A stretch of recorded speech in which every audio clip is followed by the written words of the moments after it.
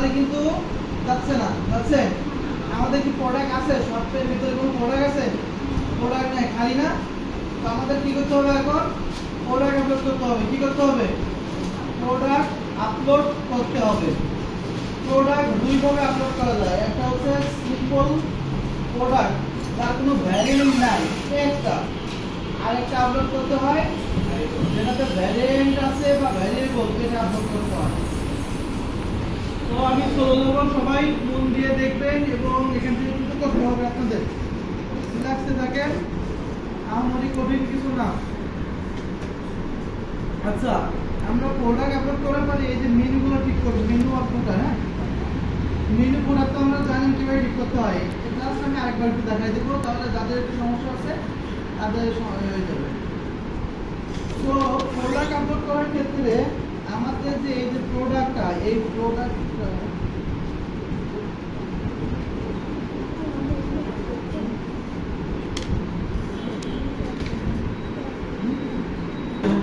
এই যে প্রোডাক্ট, মনে করেন এই প্রোডাক্টটা আমি আমার ওয়েবসাইটে আপলোড করবো। কোথায় করবো?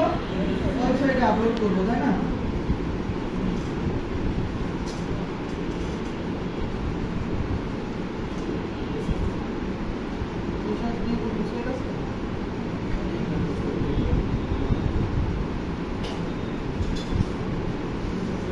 এদের ওয়েবসাইটটা এরা কিন্তু এখানে ডিসপ্লে করছে প্লাস আপলোডও করছে। কিভাবে বুঝবো আমরা আপলোড করছে?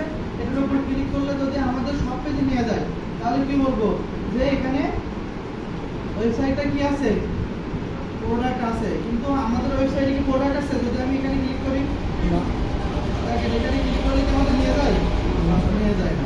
সুতরাং আমাদের কি করতে হবে? এখন প্রোডাক্ট আপলোড করতে হবে। এখন প্রোডাক্ট আপলোড করার ক্ষেত্রে এই যে প্রোডাক্টের কি প্রোডাক্ট আপলোড করার ক্ষেত্রে আমাদের যেসব বিষয় আগে থেকে রেডি রাখতে হবে, একটা হচ্ছে প্রোডাক্টের নাম, অর্থাৎ প্রোডাক্টের টাইটেল, মানে একটা নোটপ্যাডে, ঠিক আছে। এরপর হচ্ছে প্রোডাক্টের ডেসক্রিপশন, প্রোডাক্টের ছবি, আর হচ্ছে যদি ভ্যারিয়েন্ট থাকে তাহলে সেই অনুযায়ী ছবি টবি করে নিতে হবে আগে থেকে।